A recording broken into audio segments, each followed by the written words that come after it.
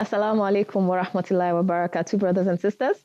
My name is Rashida Sadiq, and I'd like to welcome you to today's episode of Women Angle on Sahur Live. Today we have a very special guest in person of Hajia Mariam Tahan. Hajia Mariam Tahan is going to be discussing the essentials of Ramadan with us today. Welcome, Hajia. Assalamu alaikum wa rahmatullahi wa barakatuh. Wa alaikum salam wa rahmatullahi wa barakatuh. So, ma'am, what would you say are the essential things that we need to capture in this blessed month of Ramadan? Bismillah ar-Rahman ar-Rahim. Alhamdulillah wa salatu wa salam ala Rasulillah sallallahu alayhi wa sallam. I strongly believe that the fasting of Ramadan, it's a complete change in our life, in the Muslim life, because it has to be a complete and comprehensive plan, more or less, and practice. You cannot take it bit by bit, cannot take it topic by topic. I said that a comprehensive change because the human being, the Muslim, has to change starting from the state of heart to the practices, to the mind, to the food, to the prayers. So it is simply that a holistic change of the life of the believer. That is the essential thing. If a believer put in his mind and accepted that I'm going to change the style of my life because I'm starting Ramadan. And hopefully this change will continue because we change for the better and we pray that it will continue with us. It's a very good opportunity for the believer to start and correct so many things in our life. Like, I give you an example, simple example. Eating, for example. Human beings take eating for granted. We eat anything, or we eat at any time. But if you come to science, to medical, they will tell you that we have so many wrong habits and bad habits concerning eating. Ramadan and the fasting comes to organize these habits and correct so many wrong attitudes when it comes to eating and the type of food. Ramadan organized so many things in that regard. If you come to Salat, for example, very few of us observe the sunnah or the sunan or the prayers that is done before or after the faridah. In the busy style of life, we go to work, we have children, we go to market, we are busy. Many of us skip that sunan. But you see, in Ramadan, you give yourself more chance to observe these sunan and do the taraweeh and give more time to your ibadah, which is the most ideal. If we have been practicing that, even after Ramadan and through our life, you will see that so many things become better as a believer, as a Muslim. So Ramadan, I believe, it is a chance for correction, for perfection of our life, in every aspect of our life. Thank you very much, ma'am. So we want change, we want perfection, we want correction. How do we set goals to achieve this that are realistic? Yeah. You see, this issue of realistic is really a state of mind. We modern people, I want to call it, want to put everything in our life at the same level of importance. We want to go to school, we want to do work, we want to cook, we want to be wife, we want to be mother, we want to go to market, just name it. And in most cases, all these missions or responsibility are at the same level of importance. We arrange them vertically like this, while in the real sense, they should be arranged vertically. Means that there are some are more important than the other. I know people who said that all these less important things, I want to forget about it. My major mission in life is to obey Allah and satisfy Allah subhanahu wa ta'ala.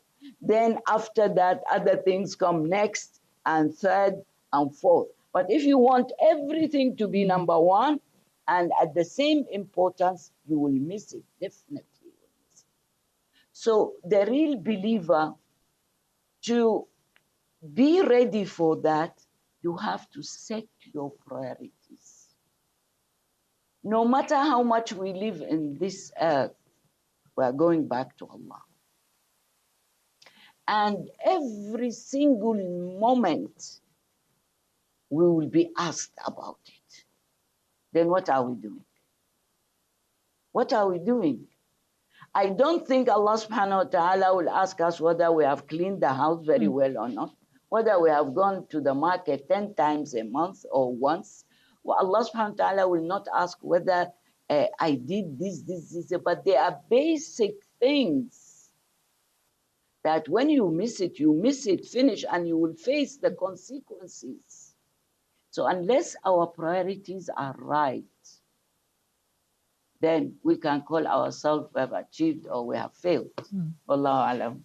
So may Allah ease it for us. My next question now is, we've seen that we want to achieve some things at the end of Ramadan. Can you just itemize those things that we should hopefully achieve by the end of the month so that we look at it as a sort of target for ourselves? Because some of us don't really know.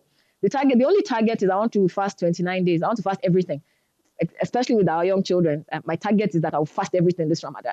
But apart from completing the fast, what are the targets we should be looking at as a Muslim or as Muslims so that we can look at ourselves before Ramadan and after Ramadan and see if we have actually achieved that change? Now, Alhamdulillah Rabbil Alameen, it's a very beautiful question. If you can look at the purpose of fasting in Islam, is number one is to perfect your relationship with Allah. So you will do so many things that bring you closer to Allah. The intention itself, to purify that intention of the fasting, it is very important and very great that your intention during the month of Ramadan is to become closer to Allah. It's not necessary people, they see you and see what you are doing. What is the relationship between your heart and Allah subhanahu wa ta'ala? This is basic. One of the objectives of fasting as well is that hunger. Hunger, definitely it will touch your stomach, touch your mind during the day. What does that mean? In many people, that hunger make them to run and prepare more food. Go and buy snacks, go and buy fruits, bring all kinds of drinks and juice. But in the real sense, that hunger in you, it should be a drive to feel for those who are hungry most of the times. Whether they are near you or they are far, whether they are in the same country or in another, think about the ummah in general. Today I was in front of the TV listening to the news, and there is this commercial, say 5.2 million people are refugees in the world, and majority are Muslims.